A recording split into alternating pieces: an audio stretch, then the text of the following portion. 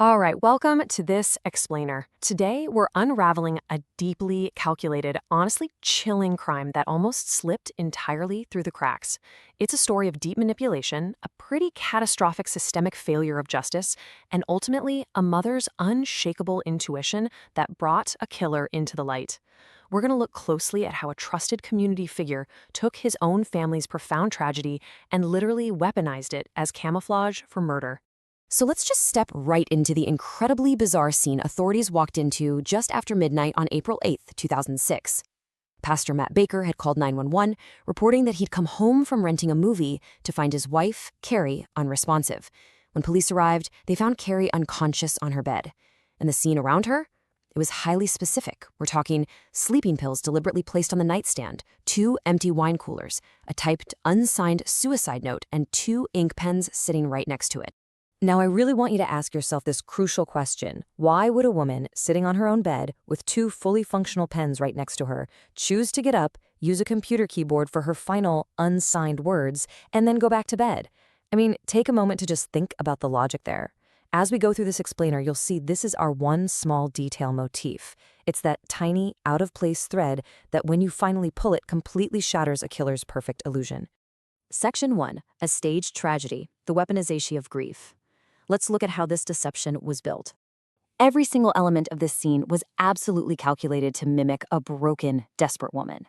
Matt told the 911 dispatcher he had to pry the locked bedroom door open with a screwdriver, framing himself as the frantic, loving rescuer. He carefully laid out the Unisom pills and wine coolers to suggest an overdose. But it was those 2 pens, items he just casually left out because he thought they made the desk scene look natural, that actually gave the whole game away to anyone paying close attention. Section 2. The real Carrie Baker. A life interrupted. Before we go any further, we absolutely need to talk about the true victim here. There was just a massive, massive gap between the story Matt sold and the reality of who Carrie actually was. Carrie was this outgoing, warm, 31-year-old third-grade teacher. And yes, she had suffered immense trauma, the devastating loss of her young daughter Cassidy to a brain tumor back in 1999. Matt used that unimaginable loss to paint her to his mistress as depressed, lazy, and suicidal. But here's the reality. Carrie's therapist confirmed she was never suicidal. In fact, she was actively interviewing for a new junior high teaching job and planning to start a grief support group for other mothers. She was a survivor and she was looking to the future. Just 5 days before her death, Carrie actually wrote this exact prayer in the margins of her Bible. She knew something was deeply wrong in her home. She wasn't succumbing to despair, right? She was sensing real, tangible danger. She'd even confided in her therapist that she was terrified Matt might be trying to hurt her. Section 3. The pastor's double life, exploiting the flock. Let's look at where that danger was coming from. So behind the pulpit, Matt Baker had built this entire public identity around moral authority, but he used that community trust purely as a mechanism for access. Investigators later uncovered a really disturbing history of inappropriate contacts spanning his adult life. He was repeatedly viewing adult content on computers supplied by the Waco Center for Youth. He routinely manipulated vulnerable people coming to him for help. And in late 2005, he began grooming a parishioner named Vanessa Bowles. She'd come to him frightened during the collapse of her own marriage, and Matt completely twisted that counseling relationship into an affair and ultimately used her to help plot his wife's murder. I really want you to grasp the chilling depth of his premeditation here, because this wasn't some sudden crime of passion, not at all. Matt actively evaluated multiple methods of murder with his mistress. They talked about tampering with Carrie's car brakes, a staged drive-by shooting, staging a hanging. He even tried to kill Carrie weeks earlier by crushing pills into a milkshake, which she thankfully refused because she said it tasted strange. Finally, he found his method. He emptied sexual stimulant capsules and refilled them with crushed Ambien, giving them to her as a romantic surprise. Once she was heavily unconscious, he handcuffed her to the bed and smothered her with a pillow. Section 4. A systemic failure. How the truth was almost buried. How did a scene this staged pass immediate police inspection? While the assumption of goodwill toward a grieving pastor led to some glaring, unforgivable investigative failures in those first 48 hours. Get this, the justice of the peace ruled the death a suicide over the phone, without ever even visiting the scene. Because of that, no autopsy was ordered. The body was embalmed almost immediately, which permanently destroyed the exact toxicology data. On top of that, the home computer was never seized to check when that suspicious note was typed, and officials handled the wine cooler bottles without forensic gloves. The truth of what happened in that room was almost permanently buried. Section 5. Unraveling the Lie, a Mother's Crusade. Thankfully, someone was paying attention. Carrie's mother, Linda Dellin, simply refused to accept this tidy narrative. Her intuition sparked a crusade. And when you look at the timeline of Matt's behavior right after the death, you can see why.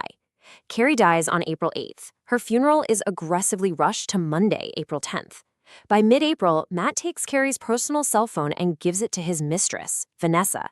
And by late April, literally weeks after his wife's supposed suicide, Matt and Vanessa are already out shopping for engagement rings. And they brought Matt's young daughters along with them.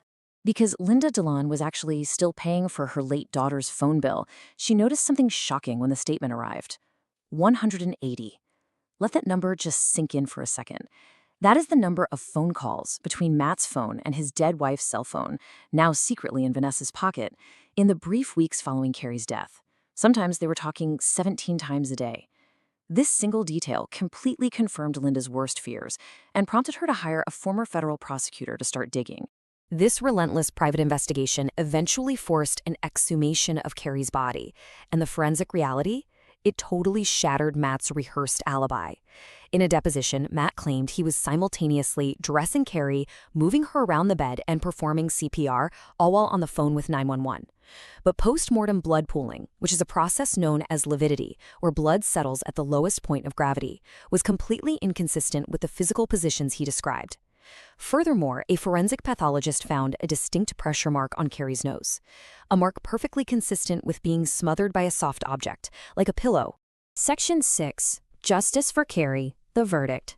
By 2010, the mountain of evidence had finally reached a tipping point. In court, the prosecution didn't try to hide the flawed initial investigation. They owned up to those early mistakes. But they presented a total picture of deception that the jury just couldn't ignore. Vanessa Bowles was granted testimonial immunity, and she took the stand, exposing every single chilling detail of the plot they had hatched together. You pair that testimony with Matt's own disastrous, physically impossible statements caught on camera during his civil deposition, and his whole carefully constructed facade just collapsed in front of the jury. It only took 7 hours of deliberation for the jury to return a guilty verdict for murder in the first degree. Matt Baker was handed a heavy sentence of 65 years in a Texas state prison. The systems that had initially failed Carrie in her most vulnerable moments had finally, painfully caught up to her killer. And that brings us to what really matters at the core of this whole tragedy. Carrie Doolin Baker was not a depressed, broken woman who just gave up on her daughters and her life. She was a deeply dedicated teacher, a survivor of unimaginable loss, and a fiercely loving mother who kept going, actively planning her future. Thanks to her own mother's tireless fight against a system that just wanted to close the book, Carrie's true legacy and the actual truth of her final days is forever preserved in the court record in Waco, Texas. Ultimately, this case leaves us with a pretty haunting realization about the vulnerabilities that still exist in our justice systems today. I mean, think about this. If this exact scenario happened tonight, in a quiet suburban home, orchestrated by an assumed-to-be trustworthy community figure, would a perfectly staged scene like this still be ruled a suicide today without an autopsy? Thank you for joining me for this explainer. Keep asking questions and stay curious.